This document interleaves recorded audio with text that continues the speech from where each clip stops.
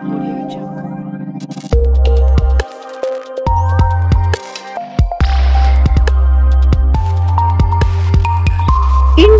TV 9 news Maharashtra.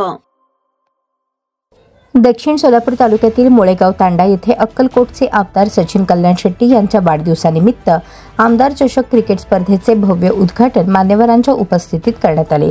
या स्पर्धेचे आयोजन वसंतराव नाईक तांडा सुधार समितीचे अध्यक्ष संदीप राठोड यांनी केले असून या उपक्रमामुळे ग्रामीण भागातील तरुणांना खेळाच्या माध्यमातून प्रोत्साहन मिळणार आहे।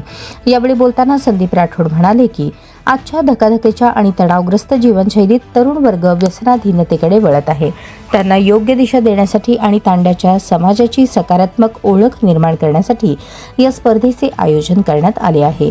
या उद्घाटन सोहळ्यास जीएम ग्रुपचे अध्यक्ष बाळासाहेब वाघमारे, मोतीराम राठोड, अण्णाराव बाराचरे, केदार विभुते, सिद्धाराम हेले, नेताजी खंडागळे, मधुकर चिवरे, प्रवीण चौगुले, श्रीमंत हाके यांच्यासह विविध गावचे सरपंच, पदाधिकारी आणि कार्यकर्ते मोठ्या संख्येने उपस्थित होते।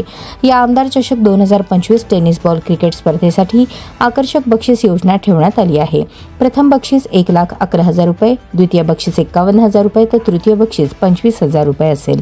तसेच man of the series, best batsman, best bowler आणि बेस्ट फिल्डर यांना विशेष पारितोषिके देण्यात येणार आहेत।